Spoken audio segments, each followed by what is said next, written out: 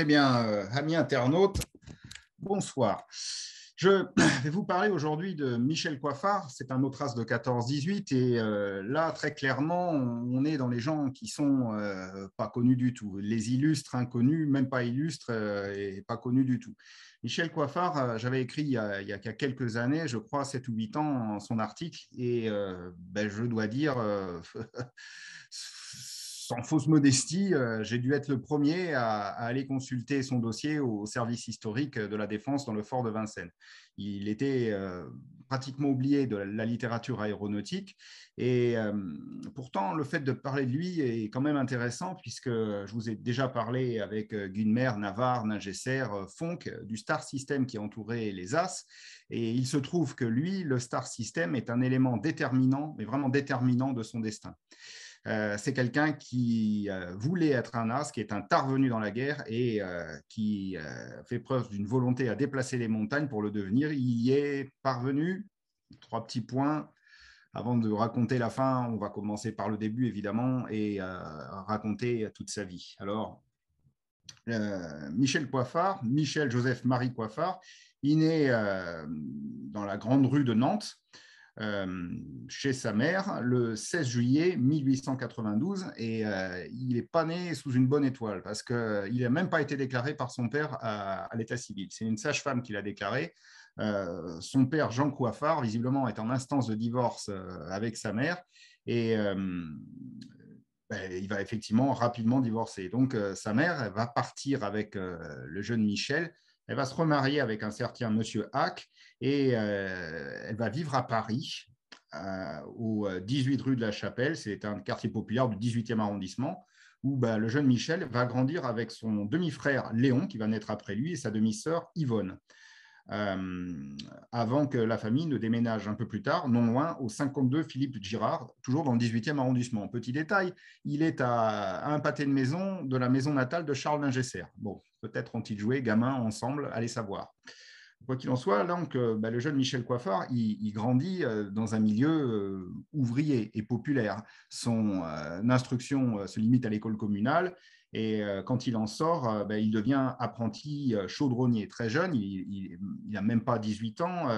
On trouve sa trace à Marseille, où il doit trouver un emploi d'apprenti, visiblement. Puis il en revient sans que ce séjour lui ait laissé de très bons souvenirs. Apparemment, on trouve quelques traces dans la lettre. Et le 16 novembre 1910, il a donc 18 ans, il décide, par goût de l'aventure peut-être, ou par nécessité de trouver un emploi, de s'engager dans l'armée. Et pour une durée de 5 ans, il se présente au bureau de recrutement du 18e arrondissement de Paris. Alors, il va se retrouver affecté au 35e régiment d'artillerie, où là va se dérouler son instruction militaire. Donc, le jeune homme mesure 1,79 m, chaudronnier de formation, c'est déjà un type trapu, baraqué. À 1,79 m, quand vous mesuriez 1,79 m en 1910, on peut dire que vous étiez facilement un géant. C'est maintenant une taille plus courante, mais il y avait facilement 10 cm de moyenne de taille de moins un siècle avant que maintenant. Donc, il est jugé comme assez imposant et son niveau d'instruction est correct sans plus. Il est marqué sur sa fiche, c'est lire et écrire, mais guère plus. Il ne faut pas s'attendre à ce qu'il produise de la très grande littérature, comme on le verra. Eh bien, il va être affecté au 51e régiment d'artillerie en France. Il fait son instruction militaire qui se termine le 6 mars 1911. Et il y a déjà un problème. Il a 4 jours de consigne pour être sorti en ville, hors de la garnison, malgré les ordres contraires qu'il avait reçus. Donc, le cadonnier conducteur de deuxième classe, Michel Coiffard, va rester quelque temps en garnison. Il aura de nouveaux ennuis avec sa hiérarchie, des jours d'arrêt, en fait, des permissions qu'il s'octroie lui-même. Bref, c'est un mauvais soldat. Sans doute pour ça, forte tête, il est muté en Afrique du Nord, au 5e groupe autonome d'artillerie d'Afrique. Il débarque d'abord à Tunis le 18 juillet 1911. On ne sait pas s'il participe à des opérations parce que très vite, en fait, de la Tunisie, il est muté au Maroc. Il débarque à Casablanca le 21 août 1911 et on est en pleine période de la conquête du Maroc par les troupes françaises. Donc, il va rester près de 9 mois en garnison, durant lesquels il a toujours des problèmes avec la discipline militaire. 4 jours de consigne pour être en retard à l'appel du matin.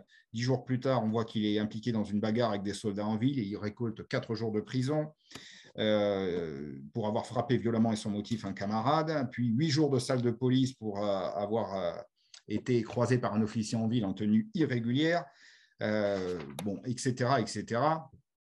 On voit encore 10 autres jours de prison. Et il y a un événement qui va changer sa vie, son destin, et il va se révéler en tant que soldat. La venue du général Lyautey dans la ville de Fès va vite le faire sortir de sa caserne routinière. Parce que des tribus hostiles à la France attaquent la ville au soir du 25 mai 1912.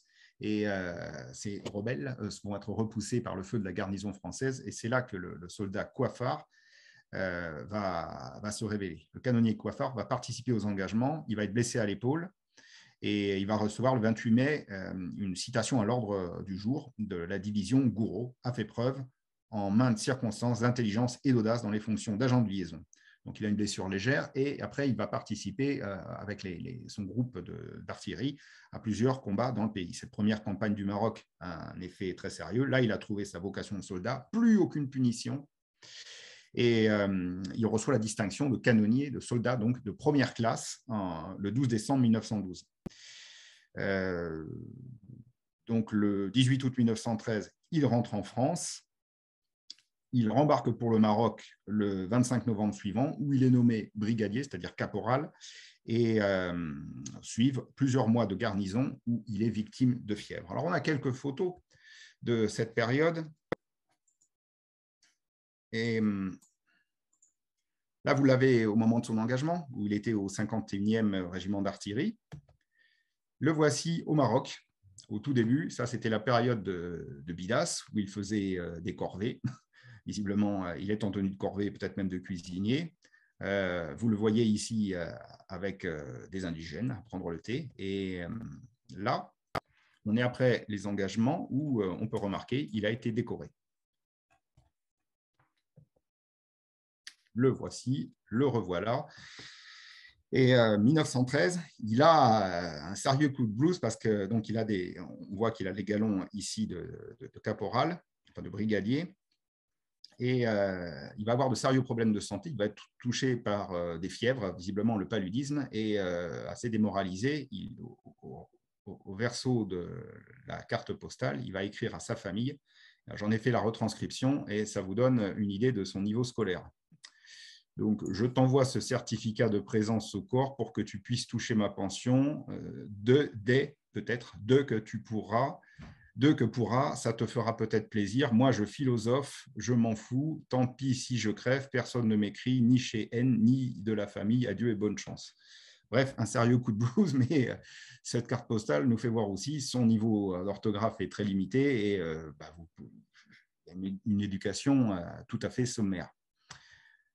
Alors, la guerre, la Première Guerre mondiale, va arriver à ce moment-là.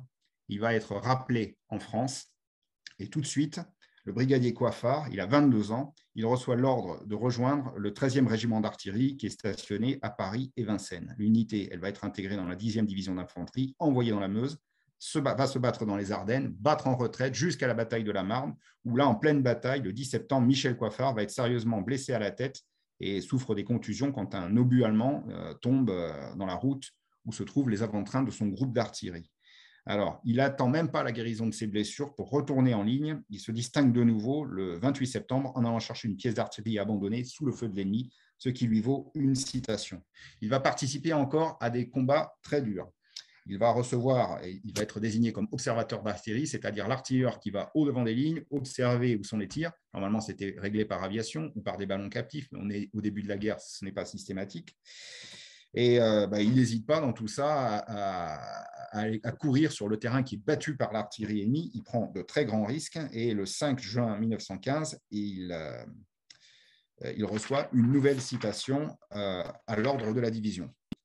Alors, ce n'est qu'à la fin de l'année 1915 où il a sa première permission et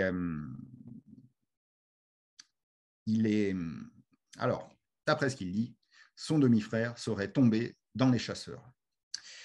et il va demander à avoir une mutation pour être dans un régiment de chasseurs pour le ranger. En regardant les archives de la Première Guerre mondiale, on ne trouve aucun chasseur qui s'appelle Hack, c'est-à-dire le nom de son beau-père, qui serait tombé, qui est mort pour la France. Donc, ceci, c'est peut-être une belle histoire pour chercher à obtenir sa mutation dans les chasseurs, ce qui sont perçus comme une arme d'élite. Donc là, vous avez à côté un chasseur cinématographique très connu, Capitaine Conan, eh bien, Michel Coiffard, vous l'avez à côté dans l'uniforme de chasseur.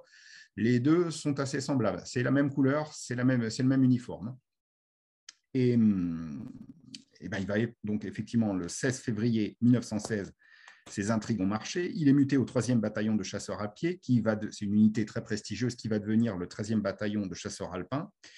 Et il va prendre part à la terrible bataille de la Somme, où là, il va se distinguer de nouveau. Le 19 août 1916, il prend possession avec quelques hommes d'un élément de tranchée et tient la position face à l'ennemi qui attaque. Il fait tirer jusqu'aux dernières cartouches à ses hommes avant d'ordonner le repli. Il quitte la tranchée en dernier et il mène ses hommes en sécurité. Mais dans le voyage, il est de nouveau blessé parce qu'il a reçu une balle dans l'avant-bras gauche ainsi qu'une contusion des reins et une perforation de l'estomac par un éclat d'obus. Il est évacué à l'arrière, récompensé par une nouvelle citation, cette fois-ci une citation à l'ordre de l'armée, et il est déclaré inapte à l'infanterie. Impossible pour lui de retourner au front. Alors, il a une convalescence qui lui est offerte dans sa famille. On le voit ici dans son uniforme de chasseur alpin, avec le bras en écharpe, avec toute la batterie de médailles, les médailles qu'il a reçues au Maroc, puis les médailles qu'il a reçues dans les tranchées, dont la médaille militaire qui est là. Et donc là, sans doute son beau-père, sa mère, on ne s'est pas identifié. Je ne sais pas si c'est sa fiancée ou sa demi-sœur. Et là, il en a quand même fait pas mal. N'importe quel soldat normalement constitué, par rapport aux décorations reçues, aux blessures subies, il aurait très bien pu être affecté à l'arrière avec des territoriaux pour s'occuper de tâches de ravitaillement, bref, ne plus retourner au front. Mais c'est mal connaître Michel. Il veut encore se battre et il va se porter volontaire dans un corps où on se bat et où on accepte les gens qui ne sont pas de première santé, l'aviation. Je sais que ça ferait bien rigoler les médecins militaires de maintenant, mais dans l'aviation, à l'époque, on acceptait les éclopés. Donc, il va s'y porter volontaire et il est muté dans l'aviation le 4 janvier 17 et il va être envoyé en école d'aviation pour apprendre à piloter à Tours le 6 janvier 17. Puis il va passer à celle d'Avord le 19 février, où là, il va croiser la route d'un élève pilote comme lui qui s'appelle Maurice Delporte. C'est un modeste pilote qui a survécu à la guerre. Et il a laissé son témoignage au service historique de l'armée de l'air et il nous dit « Coiffard est arrivé avec moi à Avord comme sergent de chasseur à pied, avec déjà plusieurs palmes et la médaille militaire. C'était un type qui en voulait absolument à tel point qu'on s'est accroché sur le terrain. C'est Sadi Lecointe, le chef pilote de l'école, qui s'est interposé. Il n'y avait pas d'appareil. On montait au terrain à 5 heures et il n'y en avait un qu'à 10 heures pour à peu près une demi-heure de vol. En raison de sa stature, l'avion devait absolument être pour lui. Michel Coiffard, avec un tel courage qu'il serait rentré dans un mur de flammes. » Ça vous donne une idée du bonhomme, parce que là, c'est le premier témoignage concret qu'on ait de lui. Alors, Michel Coiffard va suivre sa formation de pilote. Il va obtenir son brevet militaire le 20 avril 1917 et il va terminer sa formation par l'école d'acrobatie de Pau, où là, on apprenait réellement à piloter un avion de chasse. Le 26 juin 1917, il reçoit son ordre de mutation pour l'escadrille N154. C'est une escadrille de chasse toute nouvellement créée et qui est composée en fait de 10 pilotes débutants dirigés par un officier à peine, enfin pas tellement expérimenté. Donc, voici Michel et soit sa fiancée, soit sa demi-sœur. Il correspond avec une demoiselle qui signe Tamarceau. Alors, je ne sais pas son lien de parenté exactement. Donc, Michel, il va se retrouver dans une escadrille, ce qu'il a cherché. On le voit ici, à cette époque, on est au mois de septembre 1917. Alors, l'unité, elle est équipée de chasseurs Nieuport. Le chasseur Nieuport, en septembre 17, c'est déjà pas un appareil de toute première fraîcheur, c'est un appareil qui est clairement dépassé avec son moteur qui fait du 130 chevaux. Les avions allemands ont des moteurs qui en font 180. Donc, pour vous dire, il est laissé sur place par les chasseurs allemands et il a même du mal à rattraper les avions de reconnaissance allemands. Donc, même Michel, si cet appareil est le sien, ce serait à peu près logique, eh bien, on peut voir qu'il l'a décoré. C'est un Nieuport 24 bis, comme vous voyez ici. Et là, il se fait photographier devant un autre qui a un cœur. Voilà. on ne sait pas exactement lesquels il a piloté. On a son carnet de vol, mais il ne précise pas le numéro de série des appareils qu'il a pilotés. Donc, il va participer à quelques combats. L'escadrille est basée dans la Somme. Et comme je vous disais, vu que son chasseur n'est pas très performant, il ne faut pas s'étonner. Et comme les pilotes sont débutants, les résultats ne sont pas terribles. Il y a un des pilotes de l'escadrille qui remporte une victoire. Et la deuxième victoire de l'escadrille, c'est Coiffard qui la remporte. Le 5 septembre 1917, il remporte donc une victoire contre un biplace Albatros C qui est abattu en flammes au village du Catenay. C'est à 15 km au nord de Saint-Quentin. Donc, il est récompensé d'une citation à l'ordre de l'armée. Et là, on a un autre témoignage qui précise qui était Michel Coiffard. C'est un pilote américain qui est affecté à l'escadrille qui s'appelle Wainwright Abbott et qui a gardé le Coiffard le souvenir d'un géant sympathique et courageux, un homme rustre et dur qui devait, je pense, être un paysan. Mais c'était un véritable soldat professionnel. Il avait gagné toutes les médailles possibles pendant son temps dans les tranchées comme chasseur alpin et il était furieux de ne pas avoir été nommé officier. Je me le rappelle, disant, bien avant d'avoir entamé sa période glorieuse de 1918, moi, je ne laisse pas ma peau pour rien. Il voulait qu'on le reconnaisse, il l'a gagné et mérité. À ce moment-là, fin septembre, l'escadrille reçoit des chasseurs SPAD, qui sont nettement plus performants, vous voyez ici sur l'image. Et Michel Coiffard va attaquer de nouveau, et pendant les quelques mois qui vont suivre, jusqu'à la fin du mois de février, il va obtenir 2 nouvelles victoires, portant son total à 3. Avant que ses problèmes de santé ne le contraignent à une permission forcée de plusieurs mois. Donc, on est au mois de mars, et vous avez la photo du bonhomme avec ses 3 victoires. Il est envoyé au repos, il en profite pour se faire tirer le portrait chez un photographe professionnel. Et on lui a donné la Légion d'honneur. Pourquoi? Parce qu'il est officier, il est sous-lieutenant. Bon, c'est bien, hein, c'est très bien la Légion d'honneur pour les soldats. Pour vous dire, dans le village où je travaille, où j'ai pu avoir accès aux archives de l'époque, il y avait à peu près une quarantaine, une cinquantaine de gars. C'est un petit village de 300 habitants qui sont parlés au front. Il n'y en a que 3 qui sont revenus avec la médaille militaire et 0 avec la Légion d'honneur. Donc, imaginez avoir la Légion d'honneur, c'est quelque chose, oui, mais il y a des milliers de soldats qui ont la Légion d'honneur, dont des officiers. Donc, Michel Coiffard, c'est un soldat distingué, mais on va dire sans plus. Et pendant qu'il est au repos forcé, il va avoir un événement tout à fait particulier. Déjà, son escadrille va être amalgamée dans la force de frappe de l'aviation française qu'on appelle la division aérienne. Elle va faire partie de la 2e escadre de chasse. Et elle est créée par le chef de l'aviation française, le général Duval, qui sait qu'en 1918, donc comme l'Allemagne a remporté la victoire sur le front russe, elle va rapatrier la plupart de ses troupes du front russe et attaquer en force sur le front français dès que viendra le printemps. Elle a intérêt à le faire parce que l'armée américaine, qui est en pleine période de formation, va être engagée en France et les Allemands voudront emporter une victoire décisive, profitant de leur supériorité numérique temporaire avant l'arrivée de ces troupes américaines. Et c'est précisément ce qui va se passer. Le 21 mars 1918, l'Allemagne va lancer une offensive, l'offensive Michael, qui va pulvériser une armée anglaise et qui va être colmatée d'extrême justesse par l'armée française qui va envoyer toutes ses réserves. L'aviation française va être sollicitée pour attaquer les colonnes allemandes et les mitrailler au sol. Pendant que donc l'escadrille 154 y est envoyée, et c'est à ce moment-là que le chef d'escadrille de la 154 va initier ses hommes à un sport très dangereux. Il a dit, pour aveugler l'artillerie allemande, ce qu'il faut qu'on fasse, c'est descendre leurs ballons captifs. Voici le commandant, c'est le capitaine Laoul, que vous voyez là. Et lui, il va dire, les ballons d'observation, il faut les attaquer, il faut les descendre. Donc, tous les hommes de l'escadrille 154 vont attaquer les ballons captifs d'observation. Michel Coiffard n'est pas là. Il est en perme, il est au repos. Après l'offensive Michael, l'armée allemande, on commence à engager les troupes américaines et l'armée allemande a toujours la supériorité numérique. Donc, Michel Coiffard arrive à cette escadrille, dans son escadrille à la fin du mois de juin. Et l'armée allemande lance d'autres offensives, l'offensive Gneisenau et surtout l'offensive qu'on appelle Blücher-Yorck, qui va permettre d'arriver jusque sur la Marne. Vous le voyez ici. À cette époque-là, le gouvernement français prend peur et quitte Paris. Seul Clémenceau, le Premier ministre, reste dans la capitale pour galvaniser la résistance. Mais quand même, on a chaud. On sait que l'armée allemande va tenter son va-tout en lançant une offensive, l'offensive de la dernière chance, parce que là, les troupes américaines commencent à arriver.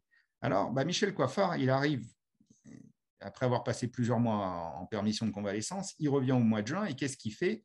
Il découvre qu'on attaque les ballons ennemis, et c'est ce qu'il va faire.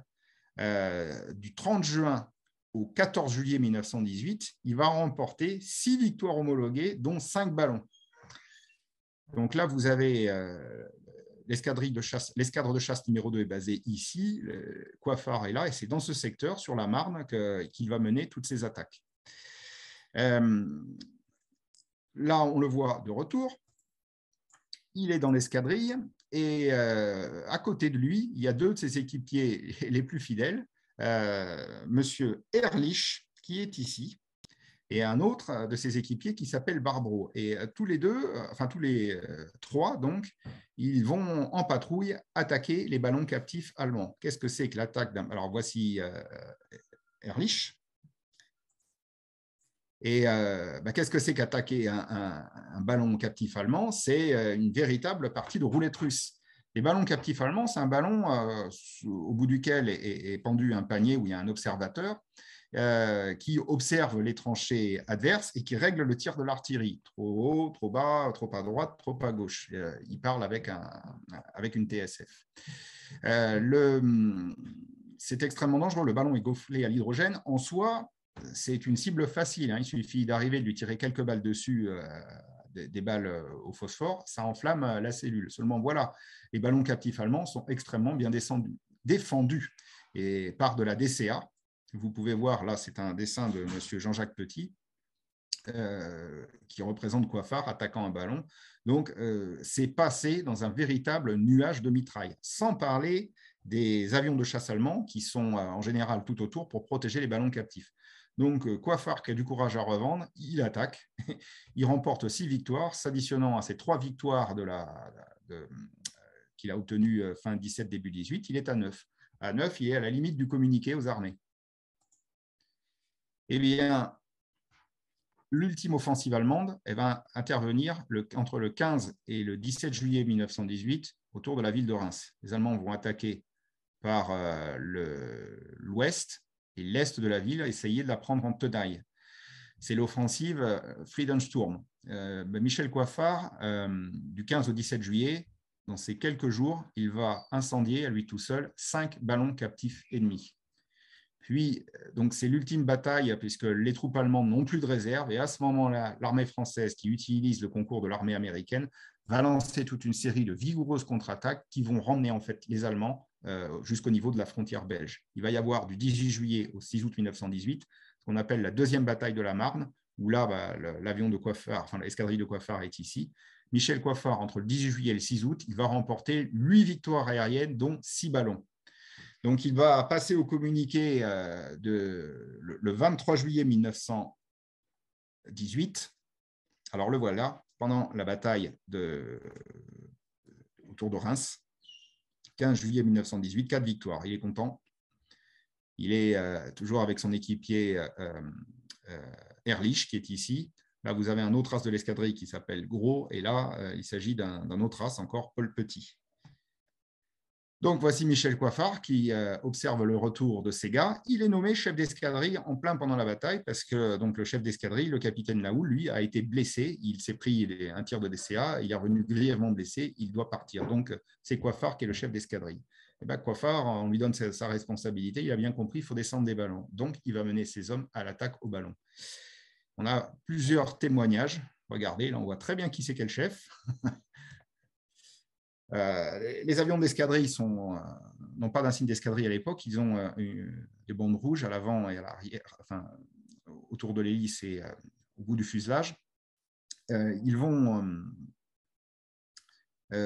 remporter victoire sur victoire et cette escadrille, la 154, va devenir l'escadrille la plus titrée dans la chasse au ballon. Alors évidemment, après tout ça, Michel va être décoré. Et c'est une photo qu'il a envoyée à sa famille. Alors, c'est là qu'on va faire un aparté pour vous parler de ses relations avec la presse. En mois de mars 1918, comme je vous dis, il a été en permission forcée. Il est allé retrouver sa famille, sa mère est sans doute revenue habiter à Nantes. Il est allé à Nantes et un de ses oncles lui a dit « Dis donc, que toi qui as ta Légion d'honneur, tu devrais le dire à la presse locale, on parlera de toi. » Alors il y va un peu timide, il va au journal local qui s'appelle le Phare de la Loire et il a droit à un petit article qui parle de lui. C'est même pas un as, il a 3 victoires, c'est un pilote lambda. Bon, pilote compétent sans doute, mais il a un petit article dans la presse. Et là, il va y prendre goût. Il va se rendre compte que le fait de parler lui, ça peut lui ouvrir des portes. Parce que pour l'instant, là, c'est un héros, mais après la guerre, qu'est-ce qu'il deviendra? Un mutilé, enfin quelqu'un qui aura des problèmes avec sa jambe, il ne pourra plus faire les travaux de force qu'il faisait avant la guerre quand il était apprenti chaudronnier. Alors, quand il passe il a 14 victoires, il n'a pas encore eu le communiqué aux armées, l'administration militaire est en retard, mais il envoie sa photo dédicacée au Phare de la Loire, disant qu'il a 14 victoires, et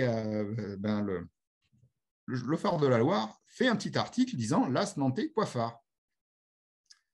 Et il reçoit les félicitations du journal. Mais enfin, ce qu'il cherchait arrive. L'administration militaire, toujours en retard, le 23 juillet 1918, elle aurait dû normalement faire ça quand il avait 10 victoires, mais sa progression de victoire est allée tellement vite que quand l'armée se réveille, il en a 16. Donc, il passe au communiqué aux armées le 23 juillet 1918. Et là, en principe, c'est la gloire.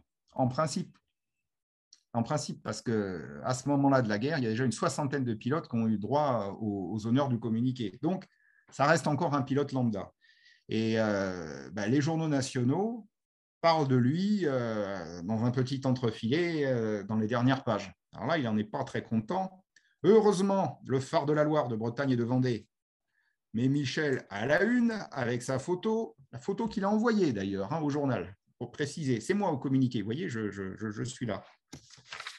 Et comme sa progression de victoire va très vite, il a dépassé le seuil des 20 victoires. Le 5 août 1918, il passe une deuxième fois au communiqué aux armées. Il en a 21. Et donc le communiqué, ça passe donc au journal officiel. Là, les journaux commencent à parler de lui. Dans les pages, on va dire dans la deuxième page, il est signalé que Michel Coiffard a eu 21 victoires, qu'il est d'un grand as et qu'avec son ami Ehrlich, ils sont la grande terreur des aérostiers Bosch qui voient leurs ballons s'enflammer comme de la paille sèche. Mais surtout, il a la consécration, c'est-à-dire que le journaliste Jacques Mortan, dans la Guerre aérienne illustrée, le numéro du 22 août 1918, lui consacre un article entier avec sa photo. Il va commencer à correspondre avec Jacques Mortan, et là, eh bien, il est incontestablement la célébrité, il adore ça. Mais il trouve que ce serait bien si on parlait mieux de lui, parce qu'on ne parle que de Fonck, que de Ningesser, et on a cette anecdote, c'est qu'après être passé pour la deuxième fois au communiqué, il s'est octroyé une permission dans Paris avec un camarade d'escadrille, et ce camarade d'escadrille a laissé le témoignage. Il a raconté qu'à Paris, un soir, nous attendions tous les deux dans un café le tramway qui devait nous ramener au Bourget. On parlait de tout, sauf de la guerre. Coiffard était gai. À un moment, s'adressant à une voisine de table, il lui dit « Connaissez-vous Coiffard, mademoiselle ?» Alors, mademoiselle, Coiffard, ma foi non, je ne connais pas. « Comment? Vous ne connaissez pas Coiffard? Michel Coiffard ?» Ben non, ce nom ne me dit rien, vraiment. « Ah ben ça alors !» Coiffard sort en coup de vent. Un instant après, il rentrait, un paquet de journaux à la main et les jetant sur la table. « Tenez, il est question de Coiffard au communiqué d'hier. Et Coiffard, c'est moi !» En regagnant le Bourget, le grand as était mélancolique. « Ce que c'est tout de même !» soupira-t-il. Donc, la deuxième bataille de la Marne, c'est la première des contre-offensives alliées. À partir de là, plusieurs contre-offensives vont être organisées l'une après l'autre et les Allemands vont céder du terrain qui va les mener, grosso modo, jusqu'à la frontière belge, jusqu'à l'armistice. Alors voilà Michel, de retour en escadrille, avec son camarade Ehrlich, lui, qui va terminer la guerre à 19 victoires. il se fait photographier de nouveau avec toutes les décorations étrangères qu'il a reçues. Il a reçu une décoration britannique, la croix de guerre belge. Il a une croix de guerre très, très longue maintenant. À chaque fois qu'il a une citation à l'ordre de l'armée pour un groupe de victoire, il a une palme. Et eh bien, le voici en escadrille. Toujours avec Ehrlich à côté, Barbro, un autre as, là vous avez Petit, là vous avez Waddington. Dans son escadrille, il y a plein d'as. Pourquoi? Parce que ils attaquent les ballons à plusieurs et la victoire, elle est donnée en fait à tout le monde. Quand un ballon est descendu, s'il y a 4 pilotes qui l'ont attaqué, les 4 pilotes qui ont participé à l'attaque ont une victoire. Donc en fait, il faudrait plutôt compter 0,25. Tout ça pour vous dire que l'escadrille SPA 154, elle termine la guerre avec un total de 70 victoires collectives à peu près, je crois que c'est 69 ou quelque chose comme ça, dont à peu près la moitié sont des ballons. C'est la première escadrille en termes de chasse aux ballons. Donc, il y a eu au total 9 as dans l'escadrille SPA 154, c'est un nombre très important, dont en fait, ils se sont tous partagés des victoires en attaquant ensemble des ballons. Donc, Michel Coiffard, il a son SPAD. On remarque que son SPAD, sa nouvelle fiancée s'appelle Mado. On le voit monter ici, descendre de son SPAD. Et à la toute fin de la guerre, on est au mois d'octobre, l'escadrille SPA 154 se dote enfin d'un insigne collectif, un héron, dans un fond bleu que l'on voit ici. Michel Coiffard, là, est allongé. Et visiblement, il a changé de fiancée parce qu'il n'y a plus Mado, mais elle s'appelle Valentine maintenant. Enfin, son appareil, il s'appelle Valentine. Alors, vous le voyez ici avec Paul Petit, un autre as de l'escadrille qui, lui, est accroupi. Voilà son appareil. Et on se rend compte que Mado était inscrit là où a été peint l'insigne du héron.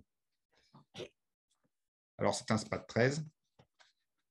Et il repart de plus belle à l'attaque au ballon, mais il n'a pas que des ballons dans son tableau de chasse, il y a aussi des avions allemands. Il passe même le 18 septembre 1918 une troisième fois au communiqué, puisque dans les contre-offensives qui sont lancées contre les troupes allemandes, il remporte 2 nouvelles victoires, et donc il a passé le seuil de 30 victoires. Tous les 10 victoires, il a droit à repasser au communiqué. Il y passe pour la troisième fois. Et là, troisième fois au communiqué, il estime, je pense, ne pas être assez récompensé des risques qu'il prend.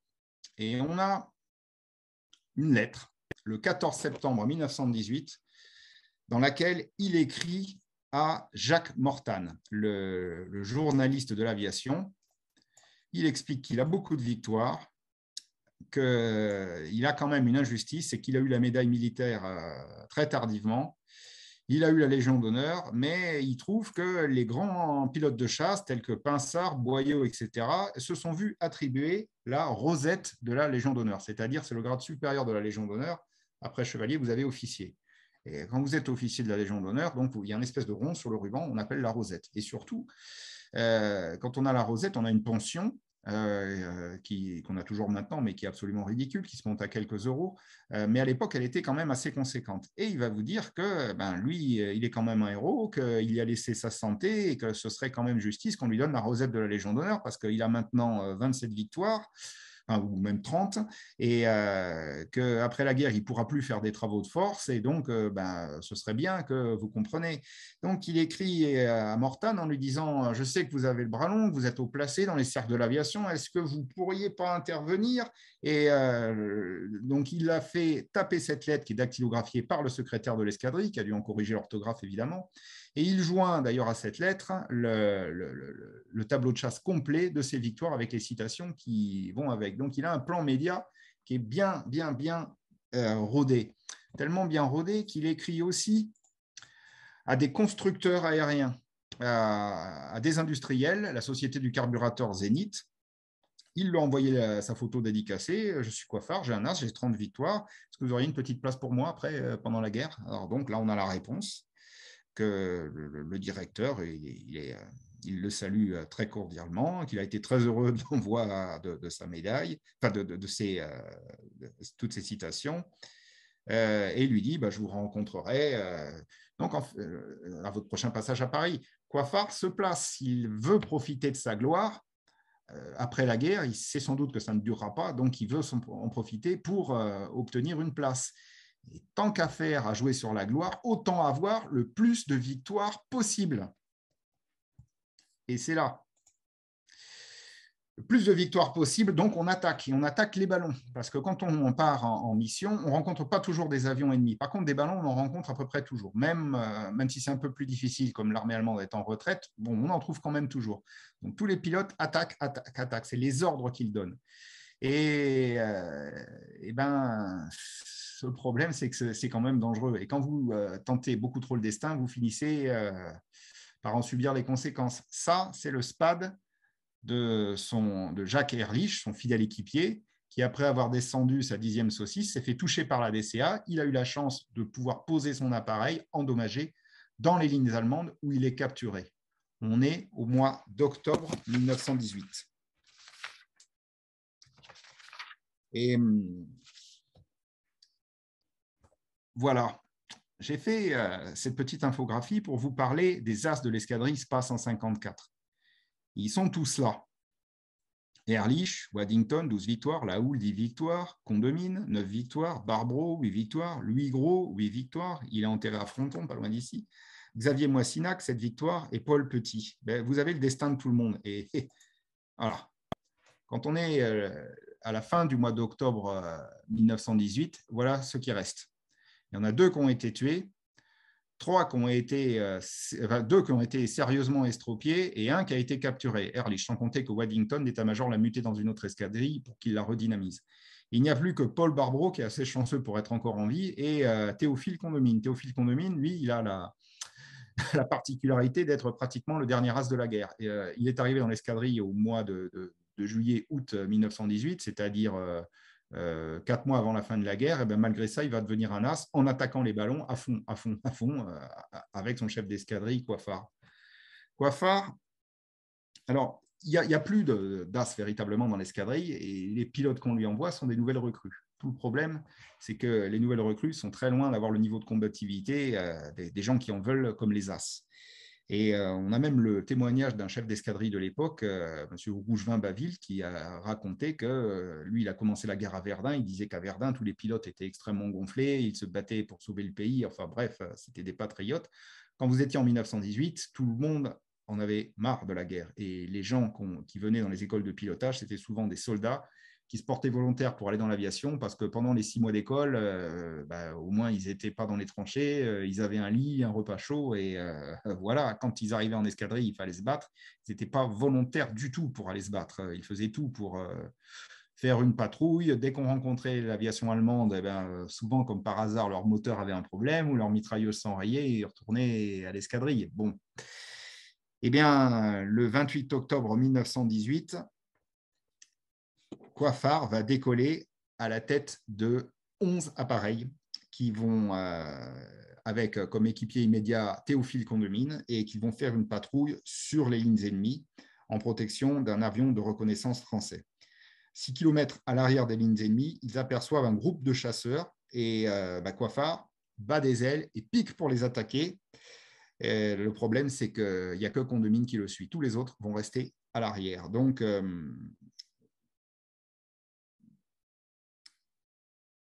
les autres pilotes de la patrouille étaient tous des débutants et soit ont été trompés par la brume mais n'ont pas vu le chef, soit ont carrément refusé de le suivre.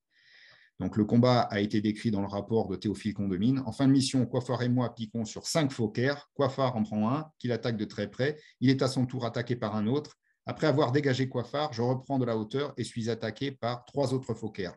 Je prends celui de queue qui se met à piquer. À la 3e rafale, le Boche part sur le dos et descend désemparé jusqu'au sol, il s'écrase. Combat de 3h05 à 3h10 à 3 ou 4 km au nord-est de Château-Porcien. Pendant la mêlée, Coiffard, en fait, va être touché par une rafale et il va recevoir une balle dans le dos qui le transperce de part en part, perforant un de ses poumons. Et il en reçoit une autre dans le bras et plusieurs autres coupent le câble de sa direction de son appareil. Alors, il perd son sang en abondance. Il parvient à rompre le combat en mettant plein gaz et, escorté par Condamine, il repasse de justesse les lignes françaises et effectue un atterrissage parfait près de Saint-Loup en Champagne, à 25 km au nord-est de Reims. il va être rapidement secouru et transporté dans une ambulance de campagne au premier corps colonial à Bernicourt, où malgré une transfusion sanguine, il va expirer 3 heures plus tard. Son acte de décès est signé du 29 octobre 1918, le jour même où il recevra en escadrille la rosette de la Légion d'honneur, où parviendra le télégramme où on l'informait qu'il a été promu officier de la Légion d'honneur. Alors, voilà, la division aérienne a été regroupée ici pour appuyer l'offensive en Champagne, et voilà là où est tombé Michel Coiffard. Alors, son vainqueur, en fait, est un pilote allemand sans envergure. C'est une escadrille allemande, la Jasta 72, qui n'est pas particulièrement réputée.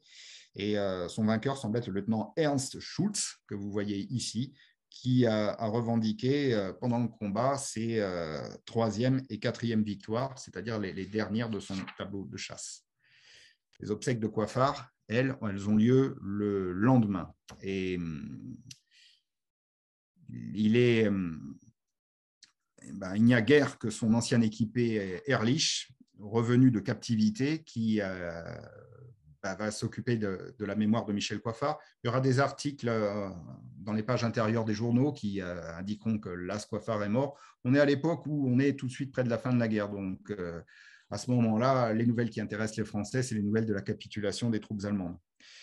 Alors, Michel Coiffard, pour tout vous dire, il avait tellement fait pour la gloire, pour être connu.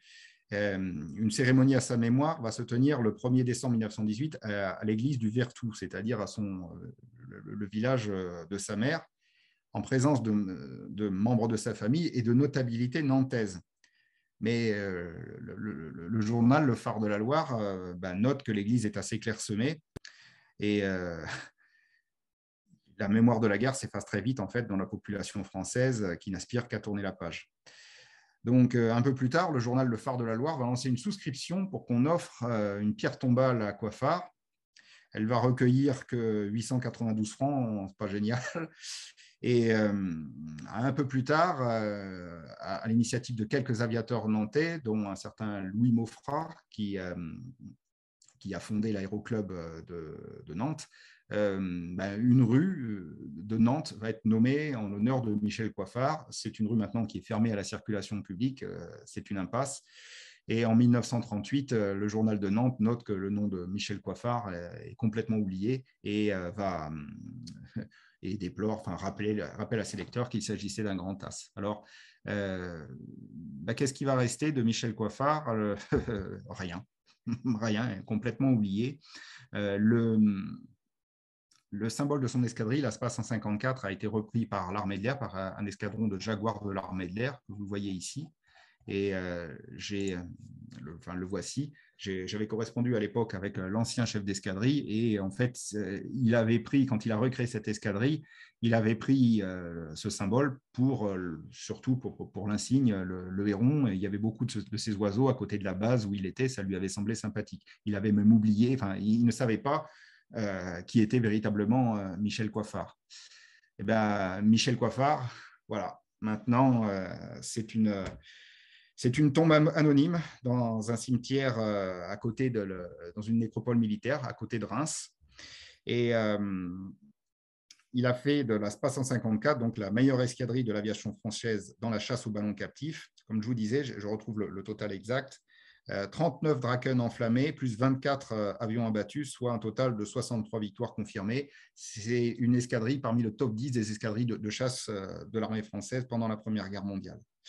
Mais à un lourd prix, c'est-à-dire 15 pilotes ont été perdus au combat. C'est la totalité de l'effectif de l'unité, à tel point qu'à la fin de la guerre, il n'y a plus que Condemine parmi les as de l'escadrille qui est encore en ligne. Alors, j'ai trouvé dans un témoignage d'un as de la chasse qui était dans le même groupe de combat de Coiffard, Jean Fraissinet, qui est devenu député de Marseille et qui a écrit dans ses mémoires ces quelques lignes qui résument bien l'interrogation qu'on peut avoir sur le personnage. Il a dit « Le travail le moins recherché parmi les pilotes de chasse était celui de l'attaque des saucisses, c'est-à-dire les ballons captifs allemands.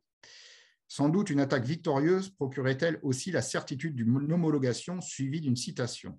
Mais que de risques d'être fait prisonnier, que nous redoutions par-dessus tout. J'ai la souvenance de l'arrivée parmi nous d'un lieutenant, maintes fois cité et blessé dans les chasseurs à pied. Il s'appelait Coiffard, c'était une force de la nature. Courage indomptable et dynamisme incroyable, dévoré de patriotisme et d'esprit de compétition, il ne cessait de proclamer sa volonté de promptement dépasser le nombre de nos victoires. Et pour ce faire, c'est aux saucisses qu'il fallait s'attaquer, car on était toujours sûr d'en trouver alors que les avions ennemis ne surgissaient pas chaque jour dans nos collimateurs. Il s'en prit donc aux ballons captifs. Coiffard ne se souciait ni de la mort, comme nous tous, ni de la captivité, ce qui était plus rare. Fonçant sur les ballons comme un aigle sur sa proie, il atteignit bientôt le chiffre fatidique de 10 victoires permettant d'être cité au GQG. Mais un jour, il ne revint pas. Je me suis souvent demandé comment se situent respectivement les ressorts qui animent un combattant célibataire de 20 ans. Patriotisme, ivresse du danger, esprit de compétition, point d'interrogation. La question n'est pas résolue. En attendant, voilà qui était Michel Coiffard. Amis internautes, je vous remercie.